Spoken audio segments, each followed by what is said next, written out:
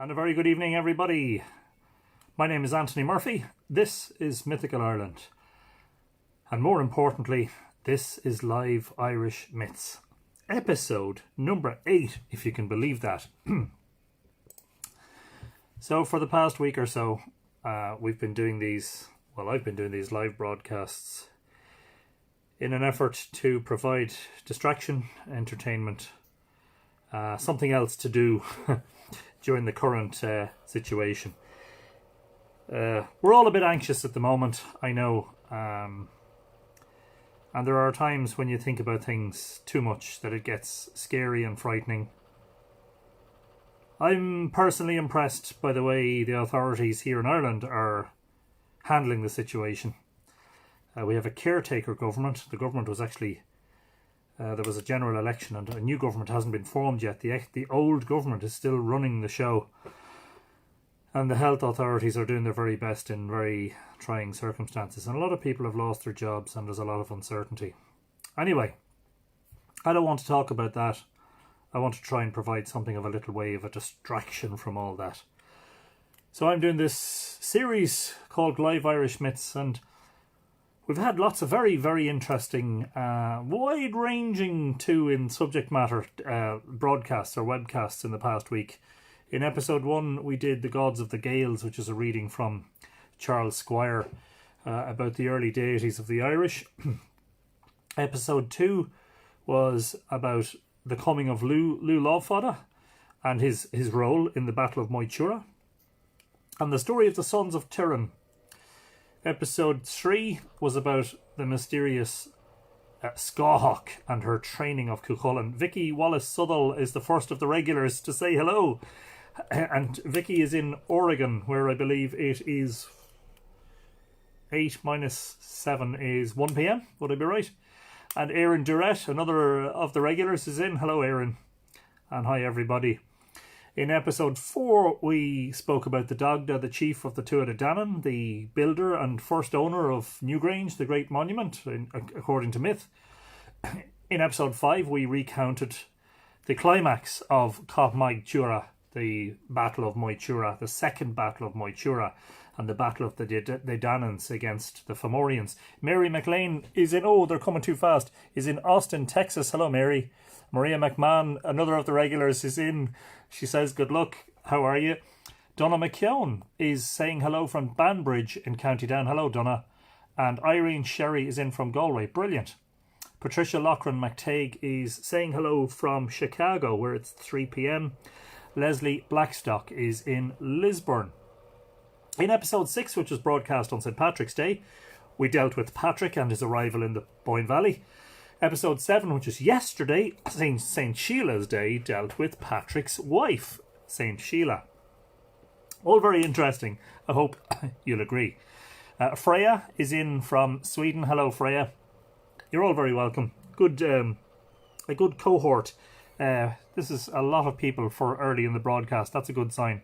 Laura is in Blessington in County Wicklow. Hello, Laura. You're very welcome. So today tomorrow is the vernal equinox. Tomorrow is a day... Well, how do we define that first? Let's talk about the astronomy first. I'm going to turn off my little fan heater here so that it doesn't make too much noise during the broadcast.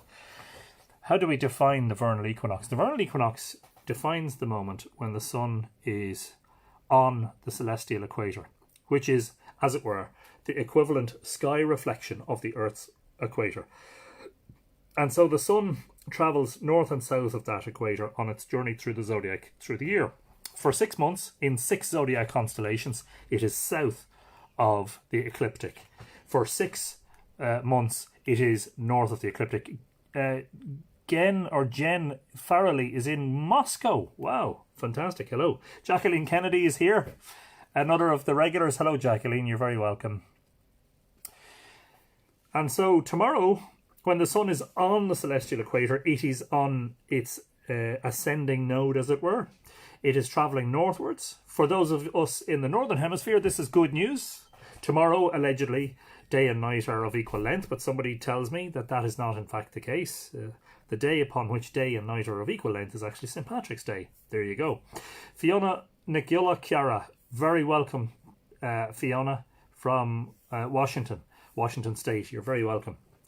And Catherine Woodruff says hello all. Wow. Yeah, so where was I? So tomorrow the sun will rise in the east and set in the west. Day and night will be approximately of equal length. And from there on, the length of day here in the northern hemisphere grows. And the length of day in the southern hemisphere is contracting, sorry to say, for those of you watching from Australia or, South Africa or South America. Now, what did that mean to a Neolithic astronomer is something I tried to address in a blog post a while back. Well, the whole idea of equal day and equal night is irrelevant in the Neolithic mindset. David Guilfoyle is in Switzerland. Hello, David. Thanks for joining us.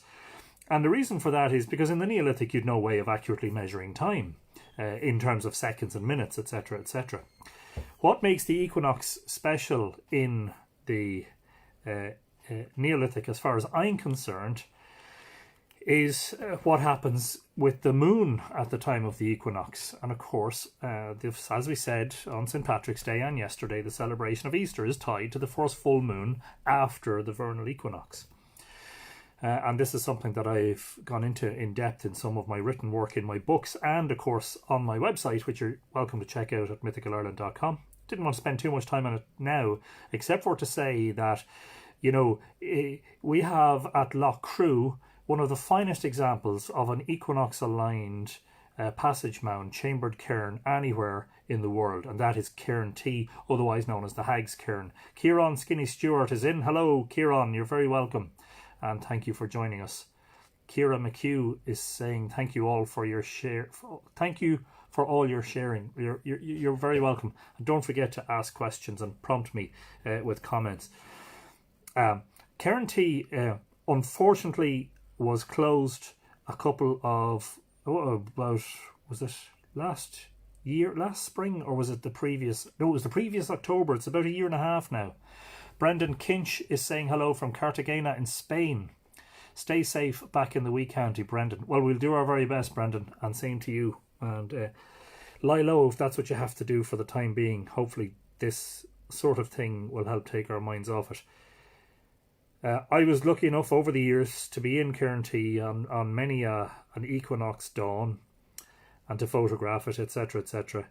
It's now closed due to safety concerns. Anyway, all the monuments are closed right now because of the COVID scare. But a fabulous, beautiful little monument. I say little in comparison to Newgrange, but still very significant, So,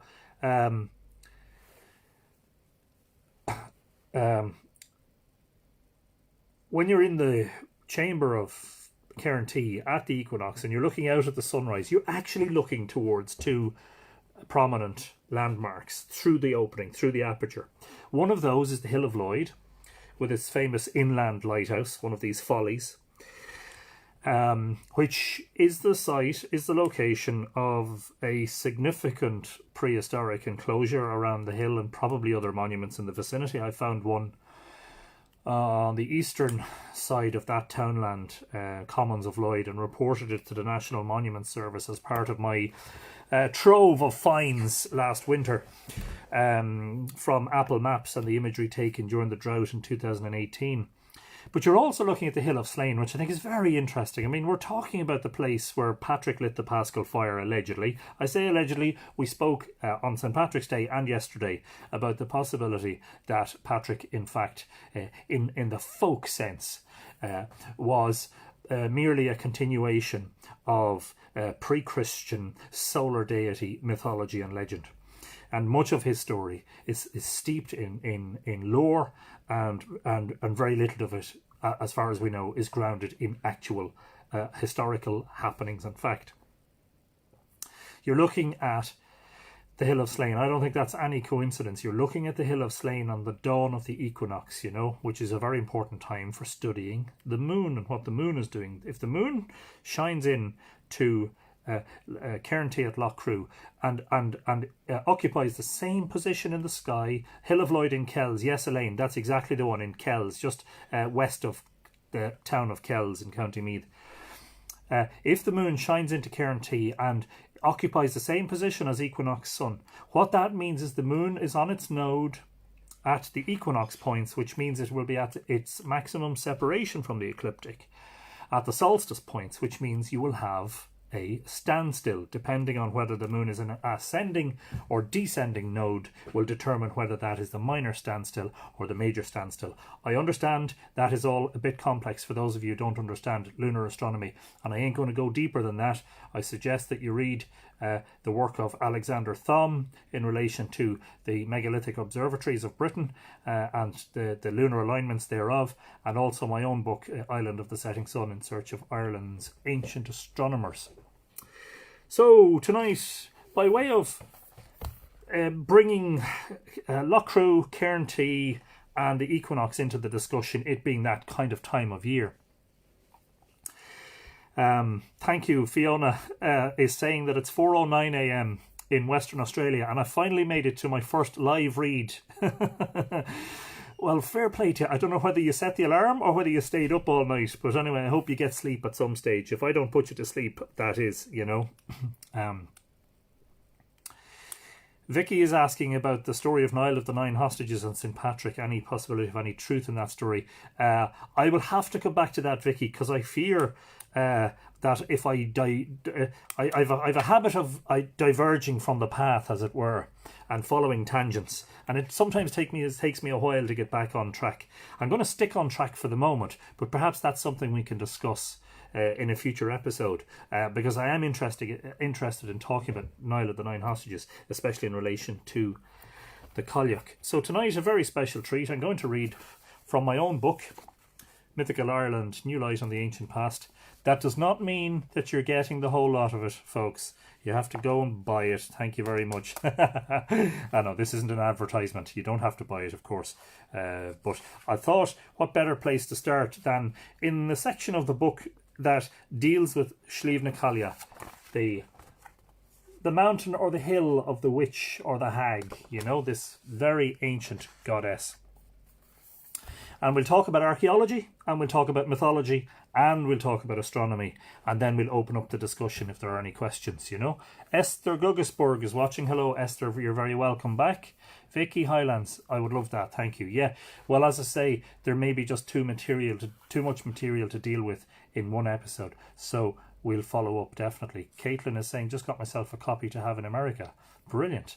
Erin, sending prayers to all humans, animals of the beautiful land of Australia. Esther says, yay, hello Anthony, amazing book by the way. And Jules Cousins is in saying hello. Good evening to you all.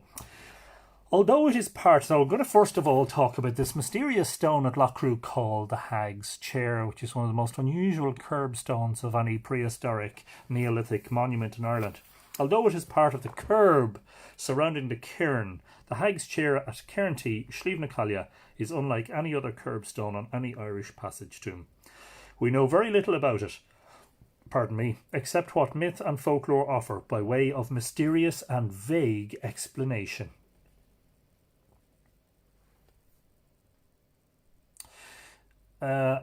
Dame Anne-Marie, that's a very good question. Before I go on, Anne-Marie Delmotte is asking, do you know how many degrees the equinox alignment has shifted since the Cairn T was built? It hasn't shifted. What happens due to the obliquity of the ecliptic is that the Earth's axis has a very slight wobble, which causes the sun's maximum and minimum declinations to oscillate somewhat. And what this causes is an oscillation of the solstice positions of the sun. So the solstice positions of the sun in the Neolithic were outside the current range by 2 sun widths, by about a degree either side.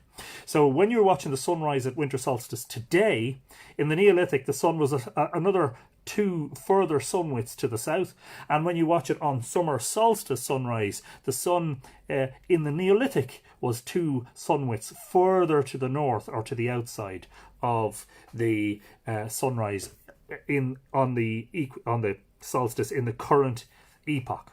So this oscillation only affects the sun's position at the solstices. The sun's position at equinox does not change. Elaine wants to know if Loughcrew, the Hill of Lloyd and Slane are along a ley line. A ley line If you are talking purely in the sense of an alignment, a prehistoric alignment of sites, then yes. If you're talking about energy lines and earth energies, I don't deal with that stuff at all, so I couldn't answer that question. Maybe other people who are familiar with these things might be able to provide you with an answer. To be honest, I'm a little bit skeptical about earth energies myself, which is why I tend to stay away from it. But there certainly are long distance alignments of sites in Ireland, prehistoric sites, very precise long distance alignments. Deirdre Wadding says, wonderful, buíochas, and very good evening to you, Deirdre. So, the Cailleach, which is the hag / witch / crone / goddess of Loughcrew, is ubiquitous on these hills. The story of the Cairns is the story of this ancient figure of mythical intrigue. The creation myth of Loughcrew, for that is how it can be best described, suggests that she built the cairns somewhat haphazardly by dropping stones from an apron full of rocks as she jumped from hill to hill. There may be a little bit of repetition from this and the next chapter, but we'll do our best to avoid that. She is said to have come from the north, which is interesting, because towards the northern aspect we find the rounded mountain of Slieve in Armagh, another place associated strongly with the Cailleach, who goes by different names, and has a chambered cairn on its top, which has a passage that points towards Loughcrew for winter solstice sunset. Just want to make sure I'm not missing anything important. Caitlin asks, what's the deal with quartz stones? I heard that they once covered the structure. Yes, indeed, quartz once covered many of the cairns at Loughcrew, hence Cairn Bon, which means white cairn, as a name for the western hill. Apparently taken away during the 19th and even into the 20th century by locals to be used as decorative stone on graves. So there you go, reusing, repurposing the same sort of thing, placing many Irish graves in cemeteries are decorated with small pebbles of either marble, white marble or quartz. And so we were talking about Slieve being at the northern aspect, which has a chambered cairn on its top, which has a passage that points towards Loughcrew on the winter solstice sunset. Dawn, can you place a link up to the Hag's Chair? Yes, I can. Absolutely. And maybe you might remind me towards the end when we've gone to sort of discussion and questions mode, and I'll paste it in as a comment. This is a very old lady whose shade still haunts the lake and cairn of Slieve in the county of Armagh. Her name was Evelyn, and it would appear from some legends about her that she was of Dananite origin. Does her name, Eileen Buha... Okay, there could be two or three pronunciations of this. Evelyn or Eileen. Evelyn Vurha Ingrin Hulen appear in the genealogies of the Tuatha Dé Dananns.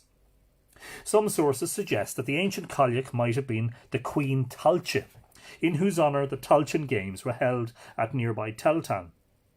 And of course Tailche was, as we discussed in recent episodes, the foster mother of Lugh, in whose honour the Irish Olympic Games, the Tailche Games or the Tailteann Games, were initiated by Lugh. And Tailteann, the site of the games, is about, I think, is it 12 miles sort of east-southeast of Loughcrew.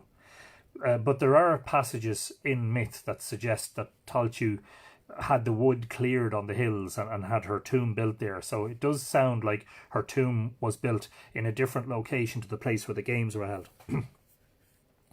As the Cailleach Verha, she is the one who brought the cairns into existence. Not untypically of such creation myths, she is killed in the effort. We spoke about Bowen and the creation myth of the Boyne River, which we will get back to because we're going to be dealing with Bowen in an episode coming soon. That she was dismembered and washed out to sea and drowned during the creation of the Boyne River. There are 3 hills about a mile asunder in this parish, having 3 heaps, cairns of stones on their summits, with which the following wild legend is connected. A famous old hag of antiquity called Cailleach Verha, or the Cailleach Vera, came one time from the north to perform a magical feat in this neighbourhood by which she was to obtain great power if she succeeded. She took an apron full of stones and dropped a cairn on Cairn Bon, that is the westernmost hill. And from this she jumped to the summit of Slieve a mile distant, and dropped a second cairn there, and that's Cairn T, the Hag's Cairn, on the easternmost hill, Slieve. From this hill she made a second jump and dropped a cairn on another hill about a mile distant. If she could make another leap and drop the fourth cairn, it appears that the magical feat would be accomplished. But in giving the jump, she slipped and fell in the townland of Patrickstown. How ironic. In the parish of Diamore, where she broke her neck. And I'm not sure where that name comes from. I need to research that again. But Diamore looks like it's Diamore, as in big god or significant god, major god. Cindy Daniels Graven is listening in Missouri in the USA. And yes, Cindy, indeed, had the pleasure of visiting the Hag's Chair with myself and Glenn and Cameron. I'm enjoying your readings. Thank you. Well, I hope you're keeping very well, Cindy. It's good to hear from you. I would speculate, this is me speaking, I would speculate that the second part of her name, Verha or Vera, the anglicised version is spelled V-E-R-A, possibly derives from the Irish word bert or birch, B-E-I-R-T, meaning a burden, a load, or a bundle. It is interesting that the hag has several different names. Calivera, Evelyn or Evelyn, Garavogue, and even Talche. The hills also go by different names. Cairn Bon is the one we know today as Cairn Ban West. In one version, it is called Cairn More, from Cairn More, the big cairn. And of course, the largest of all the extant cairns at Loughcrew is Cairn... Is it D or G? It's D, isn't it? The one that Conwell nearly destroyed when he was digging through it. The huge cairn there on the westernmost hill. Oh, here we go. Sure, why don't I just read and shut up? Indeed, the largest cairn in the whole Loughcrew complex, Cairn D, is on Cairn Ban West. Carrig Brack, which does not feature in some versions of the creation myth, is from Carrig, which means stone, and Brack, which B-R-E-A-C, which means speckled, thus speckled rock, but is also known as Slieve Rua, Red Mountain, for which there is a very obvious and fascinating astronomical reason connected with local alignments. See chapter 3.6, and I ain't reading that one tonight, so you're just going to have to buy your own copy. Slieve also anglicised as Slieve Nacally, is apparently also known as Cairn Beg, or Cairn Beag in Irish, the small cairn. Although there is a middle hill called Lower, one wonders if Lower was Carrigbrack or Cairn Ban East, possibly making Patrickstown Hill the Cairn Beg of the variant. Vicky is asking, out of interest, when would the myths of Loughcrew and the Cailleach be dated back to? Very, very controversial area, and nobody can know. Some of these have survived orally into the 20th century and were then recorded. Some myths pertaining to the Cailleach are recorded in manuscripts in the Middle Ages. Who knows? Some experts, of course, believe that she is a prehistoric and probably a Neolithic deity. So nobody can say with any certainty, but we can speculate. Oisin Clark says, blessings to you and yours and many happy returns, Oisin. I hope you are keeping safe and well during the current epidemic. I have often wondered if the story of the old hag dropping stones as she leaped from hill to hill is not somehow related to the movement of the sun, the moon and the stars. We know that several cairns point to other cairns. For instance, Cairn L points to the cairn on Carrigbrack. Cairn I points to Cairn T. And for instance, Cairn T points to the mound on the Hill of Slane, etc. Is the Cailleach the moon?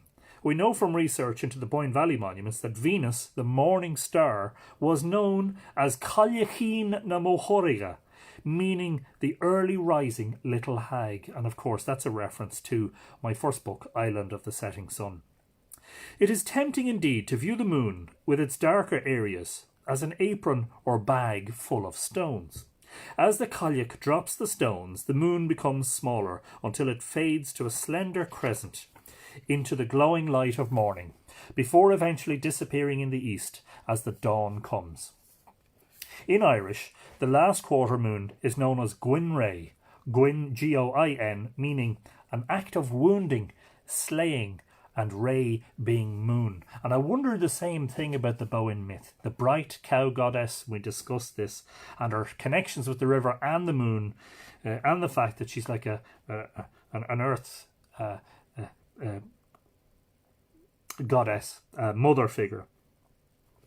It is possible also that the cairns might mark out various important lunar risings and settings which indicate the moon's course through the sky during the 18.6-year rotation of its nodes. And I was mentioning that at the beginning in relation to the equinox, where the moon's nodes, so the moon's path and the sun's path, are inclined slightly. And what this means is, like two wedding rings that aren't completely flat and joined together, if they're sort of crossed, that there are 2 points where the moon's path crosses the sun's path, and they're called the nodes. And those nodes are slowly rotating through the sky over a period of 18.6 years. Observation of this cycle leads to the observation of lunar standstills and the prediction of lunar eclipses. Martin Brennan and his team of researchers, including Jack Roberts, and we mentioned Jack yesterday in relation to the Sheelagh gigs, made several important discoveries at Loughcrew in the 1980s, revealing a number of probable astronomical alignments of the ancient chambered cairns. They made several observations of lunar events. It would be nice if this work was followed up. In the fullness of time, a greater story about the astronomical complexity of Loughcrew might emerge, and with it, perhaps, a solution that cracks the meaning of the myth of the Cailleach. Until then, we can only suggest that someday this ancient queen might return and claim her throne once more. That is the conclusion of that chapter, which is immediately followed by another chapter that's called The Story of the Cailleach of Loughcrew and Its Meaning. And this isn't meant to be, as usual. Tracy Willingham is watching. Hello, Tracy. You're very welcome. This isn't meant to be a definitive solution, and I never claim that I've cracked anything and that I have solved anything. I always just ask questions and open things to debate, and these are discussions of possibilities and avenue for exploration. Many visitors to Loughcrew have probably heard the story of the Cailleach, the hag or witch. The hills of Loughcrew are known today as Cairnban West, Carrickbrack, Cairnban East, and Patrickstown Hill. The hills, or 3 of them at least, were collectively known in the 19th century as the Witches' Hops, and in the 17th as the Cailleach Steps. In some versions, Carrickbrack is omitted, and in the 15th century the remaining 3 were referred to as 3 Cushcéim na Cailleach, the 3 footsteps of the hag or the Cailleach. There is an old poem about the Cailleach of Loughcrew that goes like this. I am the Cailleach bearer, many wonders have I seen. I have seen Cairnban a lake, though 'tis now a mountain green.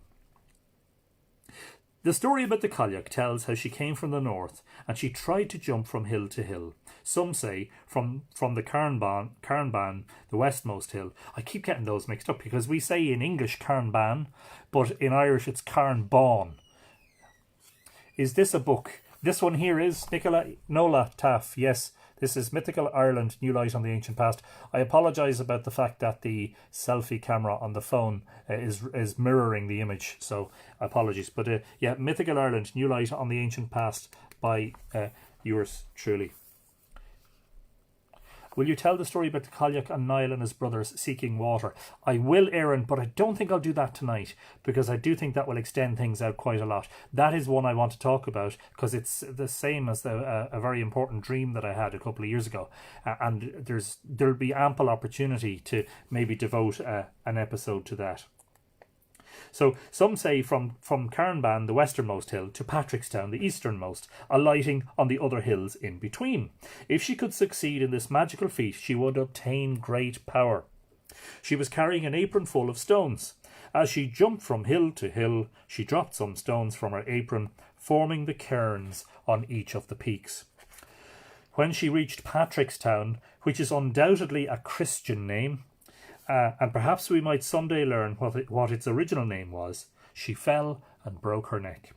According to Jean McMahon, a pile of stones, and Jean McMahon wrote this book, Loughcrew the Cairns, which is a little guidebook, a very well-known guidebook to the cairns at Loughcrew. McMahon says a pile of stones at the bottom of the eastern slope of Patrickstown Hill was known until recently as the Cailleach's grave. In earlier times, the hill we know today as Cairn West was known just as the Cairn or Cairn Bawn, the White Cairn, or the White Heap of Stones. The hill known today as Cairn East was known as Sliabh na Cailleach, the mountain or hill of the hag or witch. There is no doubt that the story of the Cailleach of Loughcrew contains essences of an ancient creation or origin myth. This great woman, whose status has been reduced to an old crone, was probably a goddess of the land who was greatly venerated in ancient times. McMahon says of her, "This Cailleach is famous in Irish folklore. Other storytellers have described her as a superhuman woman who could harvest a field faster than any man." Dead right.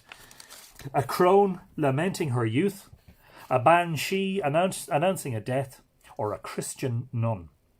She is best known as Cailleach Vera, but has been called by many other names, including not only Wara, but Berry, Bui, and Vera, and we will discuss Bui, who is a goddess associated with Nouth in the Dinshanachas, in a later episode, and maybe a later version of the ancient pagan sovereignty queens, whose consent was required for kings to rule.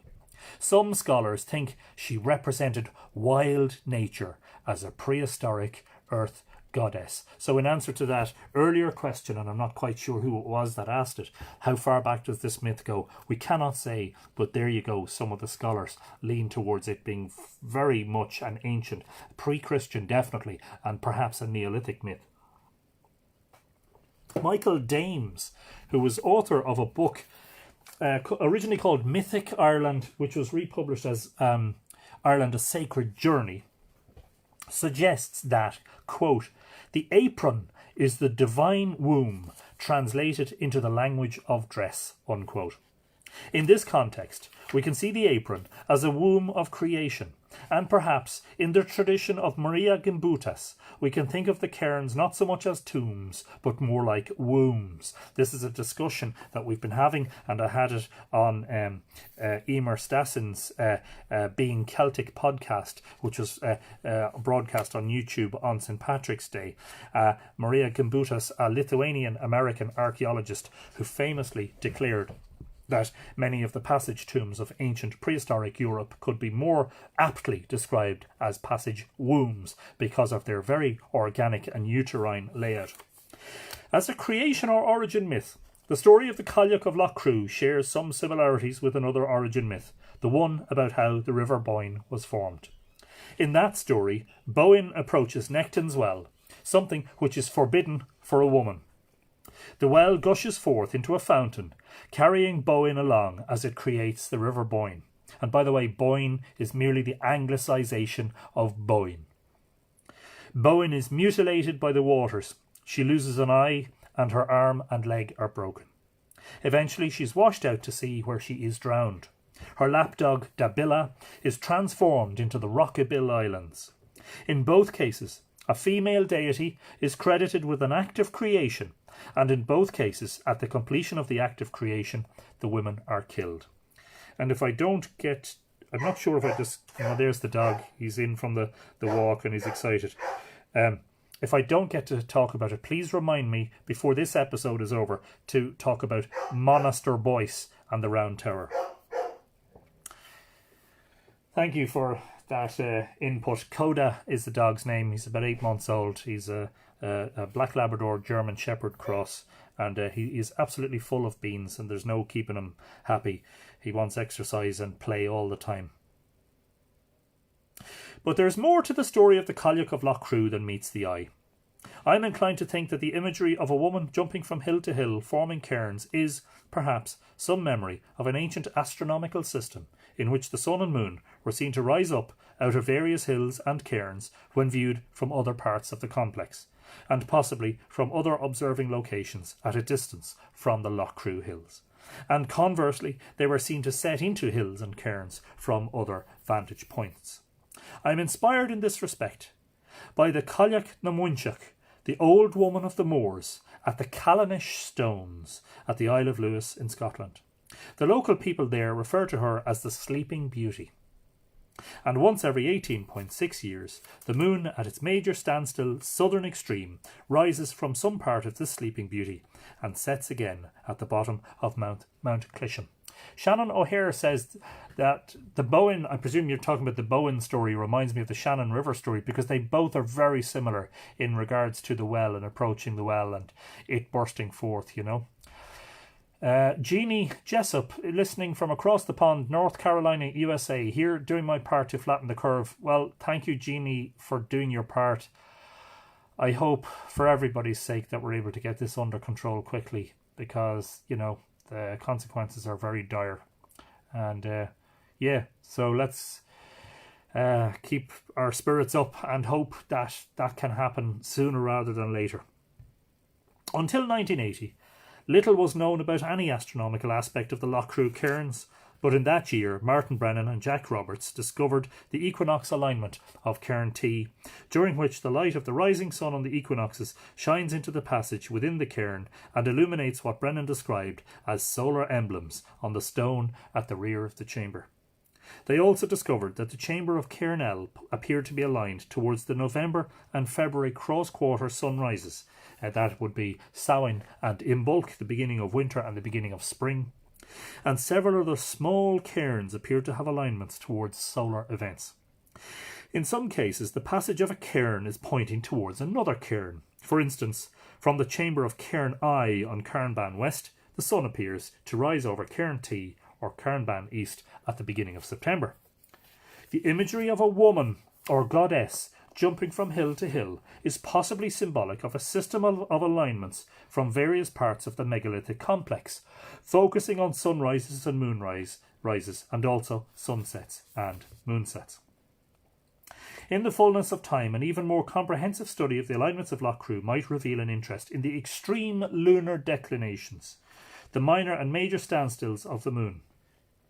At Doubt, for instance, my own studies of the alignments of its two known passageways indicate that the setting moon at both its major and minor southern setting positions might have been the primary or even shared targets of the southern and northern chambers. While the setting sun at winter solstice, southern chamber, and the November-February cross-quarter days, northern chamber, were also targets. Perhaps the death of the Cailleach is allegorical, referring to the lunar extreme and maybe the death of one 18.6-year cycle and the beginning of the next one. The fact that she was said to have come from the north is also interesting because of the fact that the maximum northern rising and setting extremes of the standstill moon are located in the far northeast and northwest. Until a more comprehensive study of possible lunar alignments at Loughcrew can be undertaken, and I must admit I would be very happy to be involved, we can only reflect on the possibilities. We know that there are certainly solar alignments. We can't be sure that these alignments were intended as a principal function of the monuments, but they constitute a fascinating and indeed almost mystical aspect of these ancient structures. To be lucky enough to have been witness to some of these alignments makes me feel an extraordinary connection with the builders. We cannot know how far back the story of the Cailleach of Loughcrew goes. Certainly, as Jean McMahon acknowledges, people have probably been telling stories about the Loughcrew Hills for more than 5,000 years. Is it too bold a step, too wild a conjecture, to suggest that the story of the Witches' Hops or the Cailleach Steps is in fact some remnant of a very ancient myth, one which goes right back to the time when these cairns were constructed? Now that's not where the chapter finishes. We will read the last little bit, but I do want to get back to two things that I wanted to talk about in relation to the connections. So there is a cairn, a Neolithic cairn. Erin is asking about the distinctions between the lunar cycles. So the 18.6-year cycle is the rotation of the nodes, the ascending and descending nodes of the moon around the ecliptic. The 19-year cycle is connected with that cycle, but that is the one during which the moon returns to the same phase and exactly the same position in the sky, which is once every 19 years. And thus the lunar periods resynchronize with the solar. That's the easiest way I can explain it without getting into detail. But I can paste in links at the end if you remind me. That will help maybe explain some of that. There's a cairn in Wales. I'm going to butcher this pronunciation. So the Welsh scholars among you, please feel free to make a voice recording and send it to me. Barclodiad y Gawres is the best pronunciation I can make. And I'll just paste a link to that in on the comments just below as we're talking here. Now that cairn, I believe, points due north, which is unusual. So just pasting that in there. So if any of you have a better pronunciation or want to type in a phonetic pronunciation, Barclodiad y Gawres, that means giantess apron full, is what the name of that cairn means. And thus, not only in the style of the megalithic monuments of Britain and other parts of near Europe, but also in the stories connected with them, we see a connection with Ireland. But sure, look, we're only a short hop across the sea, you know, and we're basically looking across at each other. And in those days, we were undoubtedly a seafaring people. The Neolithic people were seafaring. Liam is asking, is there any way to suggest that Cairn on the Hill near Patrickstown is more sacred or more significant than the others? And could you suggest why that particular hill is chosen to be the Cailleach's resting place? No, I can't suggest it other than it is the easternmost one, which I do think has some significance.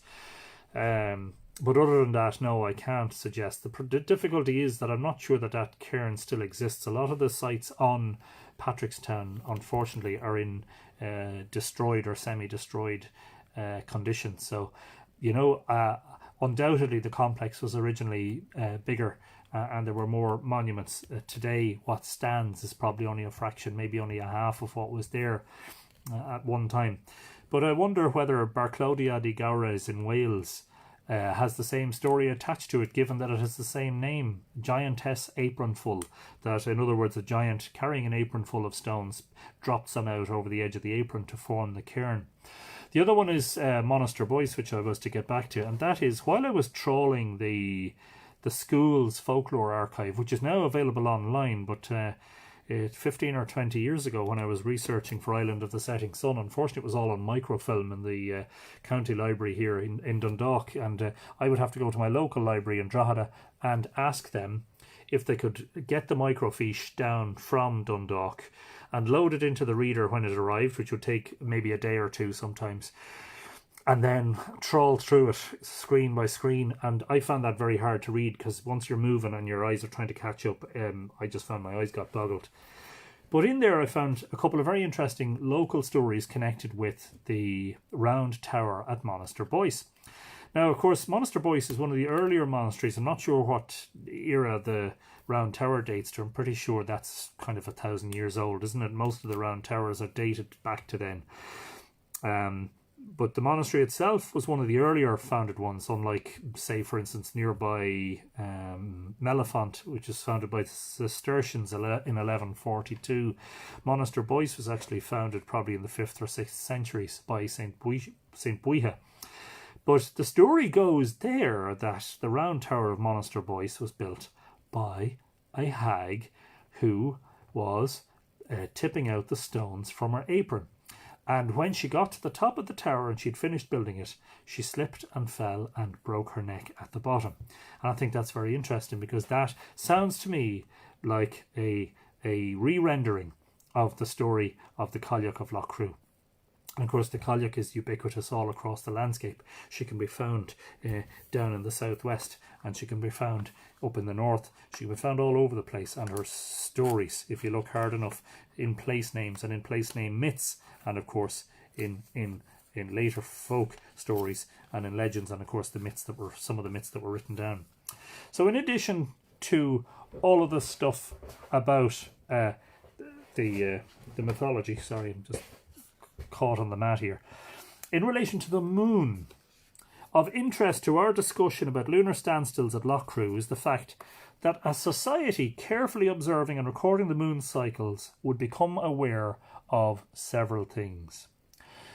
The number of sidereal months, that is, the time it takes the moon to complete a circuit of the sky, i.e. from a particular place on the zodiac back to the same place again, and synodic months, i.e. a particular phase back to the same phase, i.e. full moon back to full moon, does not fit neatly into a solar year. And this may help the earlier question about what is the difference between the 18.6 year cycle, the rotation of the nodes, and the 19-year Metonic cycle. This might help.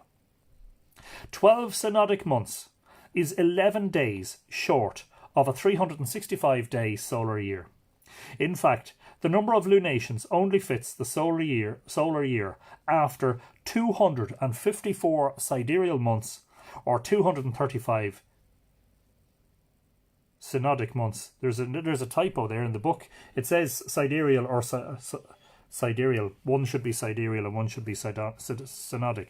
235 synodic months, in other words 235 full moons, is equal to 19 years. That is exactly equal to 19 solar years. And this 19-year cycle is known today as the Metonic cycle. Observers watching the Metonic cycle would also naturally become aware of the rotation of the moon's nodes, an 18.6 year cycle during which the point where the moon's path crosses the sun's path, because the moon's path is inclined to the ecliptic by 5.15 degrees, don't lose me, please stick with it, so its path intersects the sun's path at 2 points in the sky each month, appears to complete a full circuit of the sky. As this happens, the moon appears at certain times during the 18.6 year cycle to go through maximum and minimum extremes, which are observable by the moon's rising and setting places relative to the sun's solstice positions. And I think it was Professor Alexander Thom who coined the phrase lunstices, as in lunar standstills, where we have solstice for sun, lunstice for moon. When the moon's node is located exactly on the sun's solstice positions, there is a likelihood of eclipses occurring at the time of the solstices. Conversely, when the moon's nodes are located exactly on the sun's equinox points, not only is there a likelihood of eclipses at the time of equinox, but the moon's path will be at its maximum separation from the ecliptic at the sun's solstice positions. If the moon's declination is at that time within the range of the sun's path, we get what is termed the minor standstill, while if its declination is outside of the sun's range, we get the major standstill. It is possible the builders of Cairn T at Loughcrew were not exclusively focused on the equinox sunrises, but also on observing the moon, and in particular at those times when its node was crossing the ecliptic at the sun's equinox points, and hence the discussion at the very beginning as to what is the significance of the equinox to a Neolithic, a Stone Age astronomer. And it is not because night and day are of equal length, because in the Neolithic you have no way of measuring that. And it's not even that the sun rises due east and sets due south, because again, those are things that can be difficult to measure. If this is the case, we can merely speculate. As we can merely speculate, then we can envisage observers within the rear recess of Cairn T watching for the rising moon at such times. The natural extension of this argument is that if the moon is visible through the aperture of Cairn T and is in the same position in the sky as the equinox sun, then 7 days later, i.e. 1/4 of a circuit around the sky, the moon will be at its major standstill rising position, provided it is on its ascending node when visible in Cairn T, or at its minor standstill rising position if it is on the descending node. In other words, the hag's cairn might have been used to indicate the times of the extremes of the moon when an 18.6 year cycle was ending, the death of the hag perhaps, and a new one was beginning. And that all ties in very nicely with something we mentioned briefly in one of the earlier episodes, which was Mircea Eliade's idea of the myth of the eternal return. And he felt that the dying and the regeneration of the moon was something that tied in with cataclysmic myths about the ends of worlds and the beginnings of worlds, of destruction and creation, and that was something that gave humanity great hope through the ages. You know, that you saw the destruction of an age, but you knew that, like the moon, it would endure that 3 days of invisibility or darkness, but then that it would be born again as this miraculous slender crescent visible in the strong twilight in the west after sunset. And an invigorating moment for astronomers and those of us who have kind of a sort of a more mystical investigation or more mystical feelings around these things. That when you see the moon for the first time in the west, you kind of feel, yeah, you know, it's back again, you know, everything is well, you know, as surely as the sun will rise every day in the east and set in the west, the moon goes through its cycles. So if you want to learn more about Loughcrew, this book is very good in terms of the archaeology. This is a guidebook, really. Loughcrew, the Cairns, a very short guide, and that's by Jean McMahon.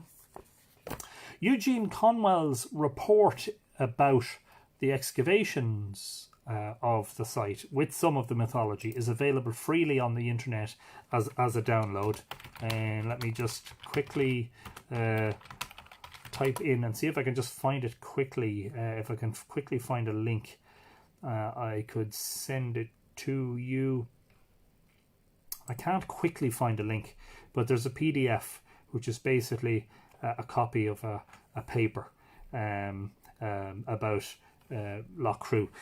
But a very recent publication, and a very beautiful little publication, is called Loughcrew Cairns, Slievna, a visitor's guide. And that was the result of a collaboration of local people in Loughcrew. A beautiful production. Malachy Hand, who's a guide there, I know Malachy very well. George Knight, Tina Halpin, I know Tina, Susan Flynn and Siobhan Barrett. And lots of lovely, I'm not going to breach copyright, lots of lovely photographs and drawings and maps, and discussion of the archaeology and the stones and the legends and the myths and the wildlife, you know. A beautiful little production. So I highly recommend that you try and get your hands on a copy of that. I'm actually not entirely sure whether that's available to purchase on Amazon, but it shouldn't be too difficult to find information about it. That is Loughcrew Cairns, a visitor's guide. Now, if you're really interested in the Cailleach in all her manifestations, one of the, or probably the single best point of reference, and a very scholarly and brilliantly written work, is that called The Book of the Cailleach by Cailleach O'Cruileach. Now, I know that some of you don't speak Irish, and you may have trouble even looking at that name, never mind pronouncing it. So I will send you a link to that book as a comment below. Available from Cork University Press. The Book of the Cailleach by Cailleach O'Cruileach. And O'Cruileach is the Irish for Crilly, or O'Crilly, apparently. So just in case you're wondering. Erin Durrett says, no coincidence that Christ was in the womb of the earth for 3 days before the Easter resurrection. Yeah, there you go. At the bottom of the hill, Caitlin says, there's a lovely little restaurant that does tomato soup called the Cailleach Stew. Highly recommended. That is the Loughcrew Megalithic Centre, which is run by friends of mine. Unfortunately, due to the COVID outbreak, it is closed at the moment. So hopefully, fingers crossed, they'll get open as soon as possible. Maeve says, can you say anything about the idea of multiple Cailleachán? I recently read a chapter in a book by Mac Dashu that uses that term. Cailleachán, that's interesting. Well, I think that you couldn't go wrong with O'Cruileach's book. It is fabulous. So I'm just going to quote a couple of, a couple of random passages that I've marked here. Because I just love the fact that he's so scholarly, but at the same time written with such flow and with such genius.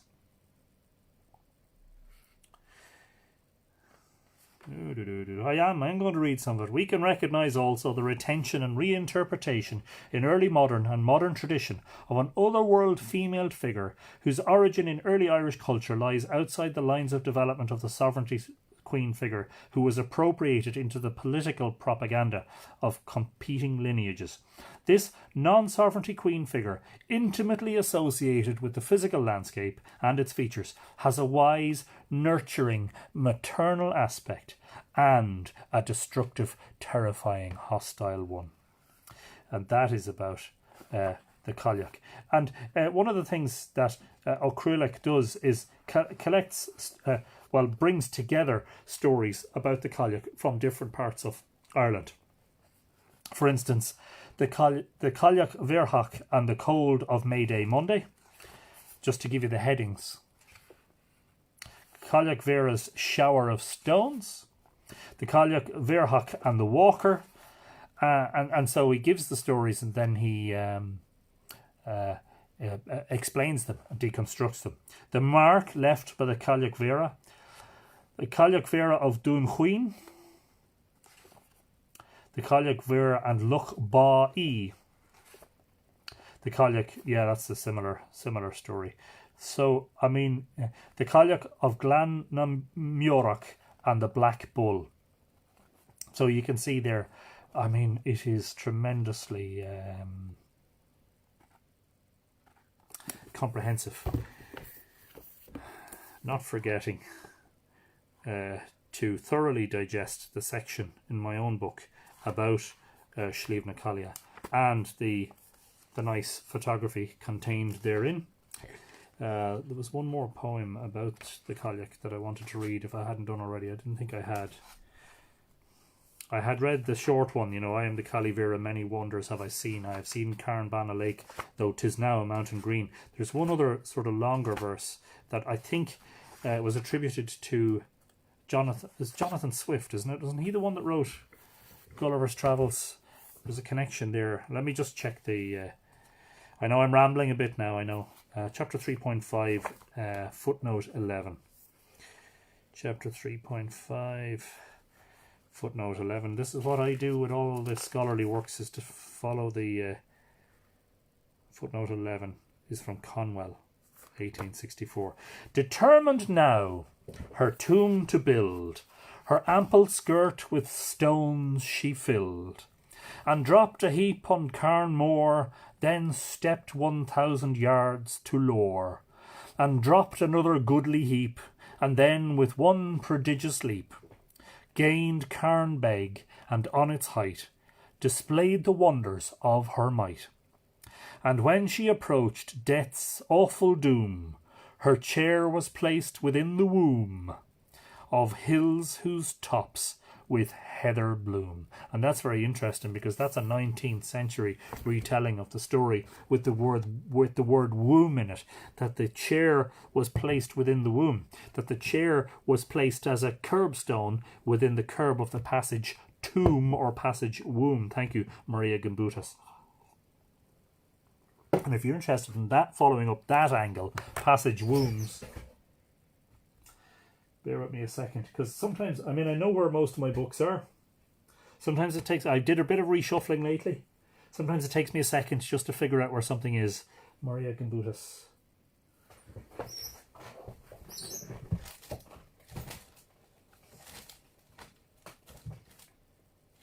Ah, yes. I knew it was on the bottom shelf, not for any particular reason. The Living Goddesses. That's one of our books.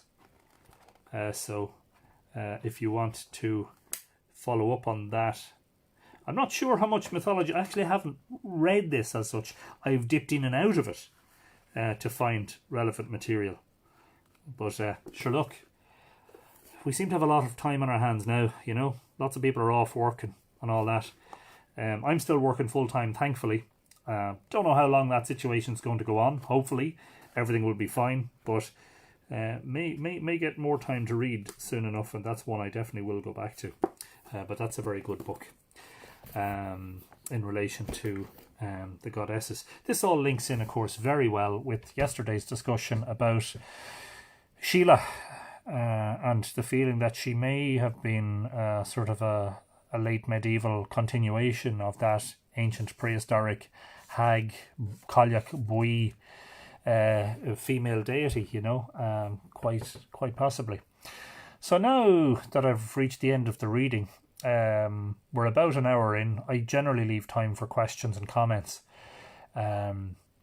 So if there's anything that I missed in earlier comments, or if there are any questions that you want to ask, please feel free. Erin is reminding me about Monsterboice. Yeah, no, I did go back to that. And the story about Monsterboice is that the Cailleach, the story there in local lore is that the Cailleach was building the round tower of Monsterboice, which is obviously a much later structure than the Neolithic cairns up on the hills of Loughcrew. And that when she got to the top, she slipped off the top and fell and broke her neck. So it's sort of like an identical story, or a very close rendition of the Loughcrew myth, where the hag was dropping stones from an apron to form the cairns. Now, somebody wanted me to link in the hag's chair. Just give me 1 second now, and I'll just do that. I'll drop that in as a comment so you can go and have a look. See some pictures. That is just going in there now. It might take a second to appear. Dawn says, please can you send a link to the Goddess book? The Goddess one is the Gimbutas one, is it? Maria Gimbutas, the Living Goddesses. Maria, and it's MARIJA Living Goddesses. Yeah, I can do that. I'll drop an amazon.co.uk link so you can have a look at it to make sure that it's the correct one. So there is in the comments. If you see that, just should be below where you've just commented, Dawn. Yeah, no problem. What else? Well, of course, don't forget, if you're interested in just perusing information about Loughcrew, I have a Loughcrew page, and there are several blog posts on the Mythical Ireland website at mythicalireland.com, and I'll paste that in. You're very welcome, Erin, no problem. Caitlin asks, does the LL inscription on the chair link with the Book of Leinster? What is the LL inscription on the chair, Caitlin? I'm not familiar with that. What I can say to you is that there was quite a lot of megalithic art on the front of the hag's chair, but it's become quite worn. Conwell, or somebody, whether it was Conwell or not, there is a drawing of it in Conwell's work. Actually, it could be in that. It's highly likely to be in that beautiful book, the Loughcrew Guide, which I'll hopefully try and get for you now. But I wasn't sure whether you were referring to lettering. If there's lettering on it, obviously it's modern. It's probably graffiti. And there's a cross on the top of the hag's chair as well, which is obviously a much later feature.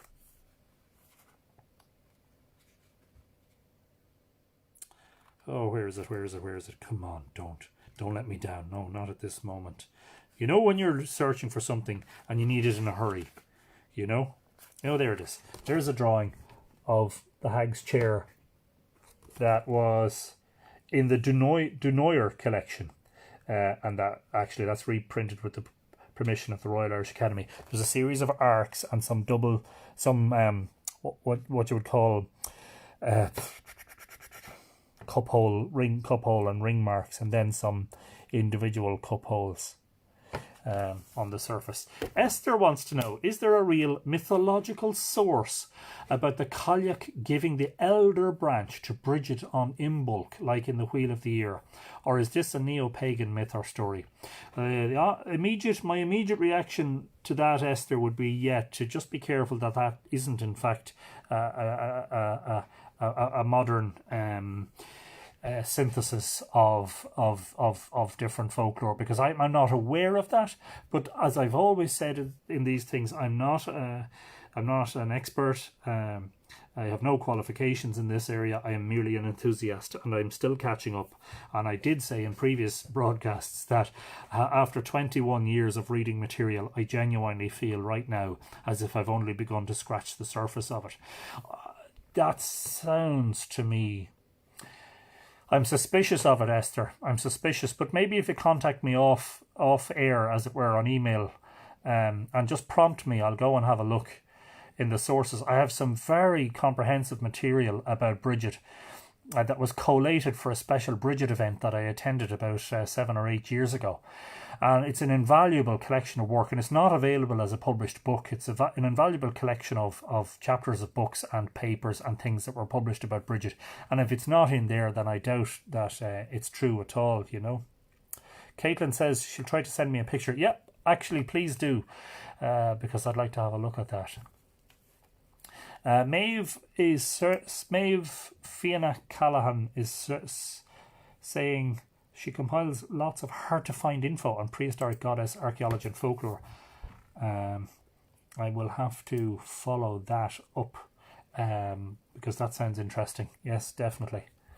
And Esther says, okay, thank you. Yeah, well, that's all I can offer you at the moment, Esther, because I'm not familiar with that, and it does sound dubious. That does not mean that there isn't a tradition somewhere. Remember, too, that, you know, there are lots of different threads and there are lots of sources. So the main sources for mythology, in terms of the Tuatha De Danann, for instance, those sources would be the written manuscripts. The manuscripts that were written down by the Christian monks. The same Christian monks that a lot of people allege destroyed prehistoric culture, when in fact they didn't. They preserved a lot of it. Now, they altered some of it, undoubtedly. But the other threads come from folklore. And folklore wasn't always recorded. In fact, folklore was never recorded. It was passed by word of mouth. And folklore only came to be properly recorded, some of it in the 19th century, but most of it in the 20th century. And as to how much of it survived into the 20th century after the decimation of the famine is open to debate. So, yeah, maybe there is a tradition somewhere of the Cailleach and Bridget. Of course, that there's likely to be something somewhere in folklore, you know, that I haven't seen. Gina is watching. Hi, Gina. Hope you're keeping well, and I hope you're not too downhearted and too anxious about the current situation, and that we're all trying to keep our minds occupied from by talking about ancient myths and legends. And there's undoubtedly, in my mind, a connection with Cailleach and Bridget as well, that we may extrapolate in further investigations down the line. But for the moment, I can't say any more about that. So, there we have it.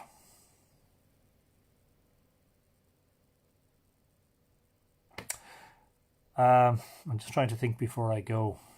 Is there anything that I'm missing in terms of, you know, the Cailleach and Loughcrew? There is a very, very limited amount of material. I mean, in fact, that is it pertaining to Loughcrew. You know, the story of the Cailleach, and then the story of Queen Cailleach, who was said to have been buried there. I do want to warn you against getting excited or carried away about something that you might have heard about the Ulla Fola being connected with Jeremiah, the biblical prophet. Please don't get swallowed up in that pseudo mythology and that pseudo historic narrative, because it is entirely without foundation. The first time there was ever anything said about the Ulla Fola being connected with Jeremiah was by the British Israelite movement, and if you research them, you'll find that there are political undercurrents there and reasons for why they wanted to prove the connection between Ireland and the biblical prophet Jeremiah and the Ark of the Covenant. But a lot of it's nonsense, so please definitely don't get swallowed up in that. And in fact, Ferguson, who was the one who wrote that Rude Stone Monuments book that we quoted from the other night, Ferguson was the first one to propose that Cairn T had any connection with the Ulla Fola. And you can see what's happening here, folks. Ferguson, who was not a local, was basically trying to replace the feminine mythology of the site with a patriarchal mythology. And he's been semi-successful in that a century and a half later, because of the amount of people who go to Loughcrew looking for Jeremiah. It's such nonsense. But Conwell explicitly says that Ferguson, I'm reading from my own blog here, from my own website, the Sliabh na Cailleach page in the Ancient Sites section. Conwell explicitly states that Ferguson, I'll bring this over to this screen so I'm looking in the right place, that Ferguson was the first to propose this and cast considerable doubt over the wild legend of the area that suggested instead that the passage tombs of Loughcrew had been built by an ancient hag. The wild legend that a witch had scattered these great heaps of stones out of her apron has been doing duty in this locality from time immemorial. So there you have it, despite the fact that these 19th century experts were trying to ridicule the mythology, they were also acknowledging the fact that the story had been told there from time immemorial. For the real name and the history of the place, and probably would have continued for many a day longer to perpetuate the fanciful story, had not James Ferguson Esquire, on 60th of August 1870, carefully gone over the hills under our guidance. This practised explorer, acute observer, and clear-minded author has since published a large volume entitled Rude Stone Monuments in All Countries, Their Ages and Uses. In our opinion, the best written and best arranged book ever published on the subject of which it treats. In this profusely illustrated work, he has the honour of being the first to suggest, and he thus deserves the hearty thanks of every Irish archaeologist for having done so, that these cairns must be the remains of the cemetery of Tailteann. That much I can agree with.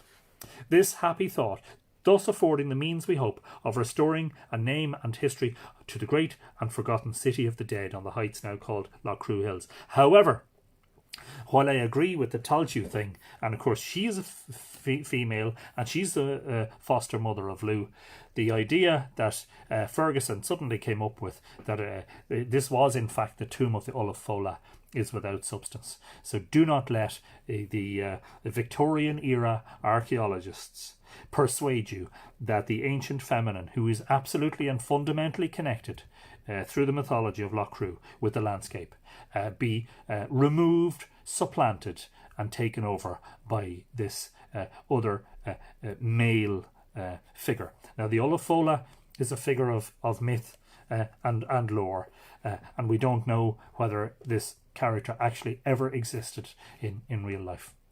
Conwell had given far too much credit and respect to Ferguson, who had literally disregarded the local myth, which had been perpetuated since time immemorial, and instead replaced it with a myth which was foreign to the area.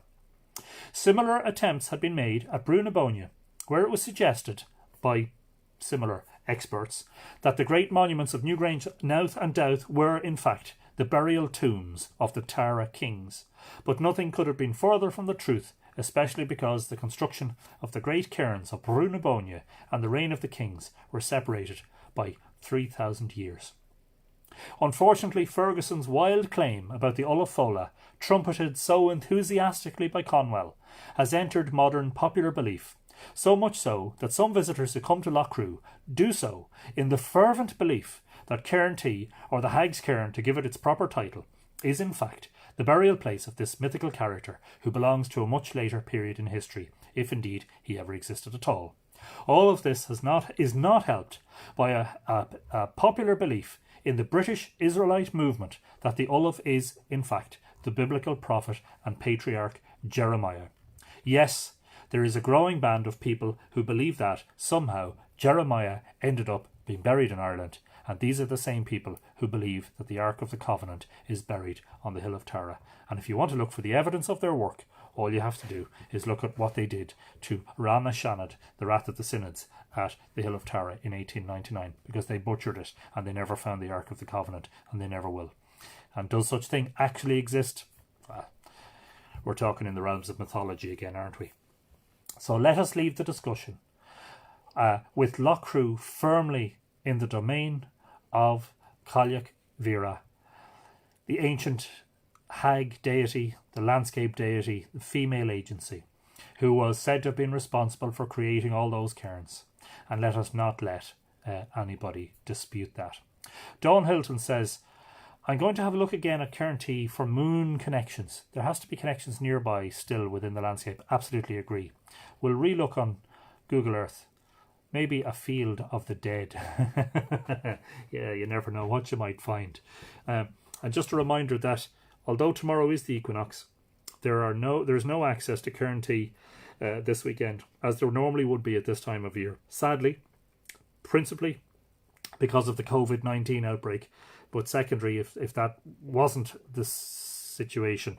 The cairn is off bounds anyway due to safety concerns, because there appears to be some subsidence of at least one of the roofing stones inside, which is very unfortunate. But then I suppose we've been very lucky to be able to climb inside a 5,000, probably, well, we don't know the age of it, but they reckon it's older than Brunabonia, so could be 5,300, 5,400, 5,500 years old. Aren't we very lucky that we've been able to, until recent times, climb inside it?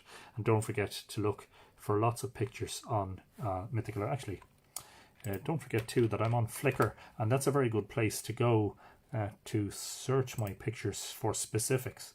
So if you search, for instance, on my Flickr page for Loughcrew, you should get lots of nice pictures, and a lot of them from inside Cairn T as well. I'm going to paste that in as a link here on the discussion so you can have a look at it when you're finished. And just one thing to say before I go. I know there's a lot of uncertainty at the moment, but if you felt like making a little donation to Mythical Ireland, I won't say no.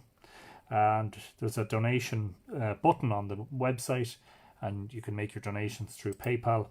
If you would like to become a patron of Mythical Ireland, you can do so at patreon.com/Mythical Ireland. And there are rewards for being a patron. You get access to stuff that people otherwise don't get, or you get early access to a lot of stuff.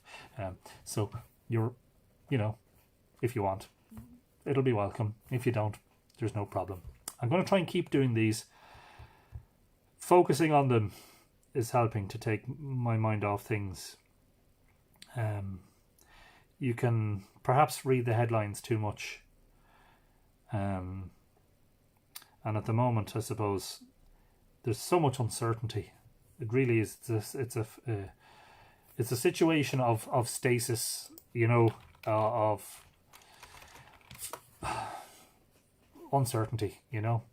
It's not actually stasis, because that's standing still. We're standing still. It's stasis from the point of view that we're stuck in our homes quite a lot of the time.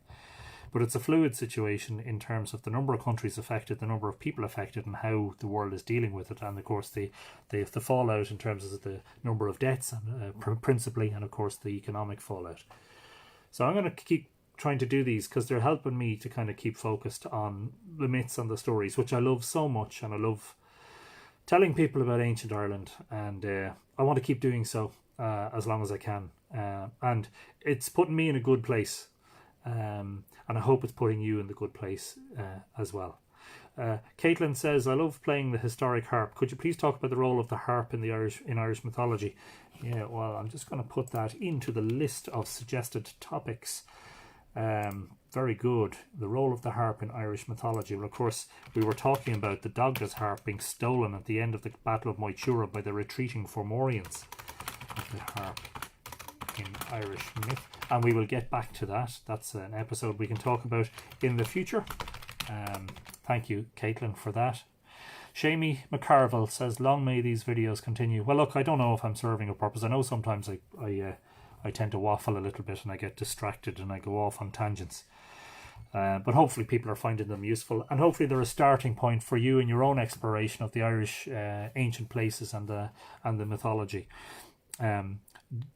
Don't forget that if you intend to visit any of these sites, try to make sure, if you do so in the next day or two, absolutely that you're keeping proper distance from other people, and please do not congregate in crowds, because that's the last thing we need right now. The myths, in a final analysis, and this is something that Young has spurred on in me, and of course Joseph Campbell. I'm a big Campbell and Young fan. That myths are nourishing, and the retelling of ancient myths has effects not on the personality as such, more on the soul. They have an effect deep within oneself that makes you feel that you're making very solid and strong connections across huge distances of time. Of course, being able to stand in the same landscape as these ancestors of hundreds and thousands of years ago helps enormously in that regard, And that, the principal function of myth, or the primary function of myth, according to Campbell, was to help to prepare us for human life and to help us to partake in it. given that there's no certainty in it, and given that it is full of trials and tribulations, it's got its joyous moments and it's got its sad moments. At the moment, we're going through a difficult time. There's no doubt about it. Irish people have been through many difficult trials and tribulations for a long time. As far as I'm concerned, we're a very resilient people, a very resilient nation of people. That doesn't mean that I'm interested in any racial aspect of the myths. I'm not into white supremacy, and I'm not into, Irish supremacy or anything like that. I believe these things should be shared because they actually fundamentally and finally have a universal message, as does the reading of any mythology. But you can't beat being close to your own myths and your own landscape. And that there is some sort of regeneration taking place that is instilling in people's hearts and souls a longing. And that longing is to return to the earth and the ways of the earth, and to look after it and to heal it from its wounds, and to live in harmony with it, which is one of the things that we've spoken about as a thread of myth, that the myths are there to reinforce the fact that the underlying cosmology suggests that we are at one with this landscape, and we are at one with the movements of the heavens, because what happens in the heavens affects what happens on the ground. And the Cailleach, who casts her cold cloak on the landscape in the winter, and it becomes such a barren and dead place, and an apparently hopeless place. And sometimes, in the winter, like the past winter has dragged on an awful lot because the weather has been very, very wet, and there's been an awful lot of rain. And I think February was the wettest February on record in some meteorological stations in Ireland. It can begin to feel as if winter's dragging on forever. And then all of a sudden, it's like spring announces herself, and the Cailleach is starting to slowly go away as the summer takes over. And she is going to retreat and hibernate until the coming of the following winter. And what we hope for is a similar retreat of the Cailleach in these dark times and these times of worry. That, she, as Loughcrew says, she is nourishing and maternal, but she is also frightening and terrifying in equal measure. And that is the essence of the complete story of mankind. As Jung acknowledged, that at the centre of us all is light and darkness. And that if we refuse to look at her shadow and to acknowledge that it's there, we can go on to create great harm by projecting that shadow onto others. And so I in no way wanted to start a lecture, and I do not want to finish on a sombre note, but just to say that this is the more important aspect of the myths. We're not just retelling stories for their fireside Shanachie storytelling value. We're retelling them because they have a genuine regenerative value. They have a genuine function for the human soul. And I hope that you agree. So I've loads of suggestions, but hopefully we'll be back tomorrow. I'll be working during the day, so it'll probably be the same time tomorrow evening, probably 8 o'clock.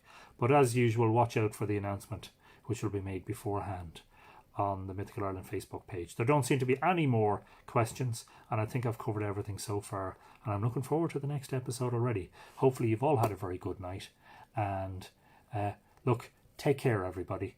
Try and do as you're told in relation to social distancing and staying indoors. So long as you have food to eat and you have running water and you're well enough, then keep yourself that way, because we will recover from that, and we will come back from it. And let's invoke the power of the Cailleach in that regard and ask her that she may help us in that recovery. Thank you very much, everybody, and a very good night from Drogheda, the ancient city in the Boyne Valley, at the gateway to the great monuments of Brunabónna.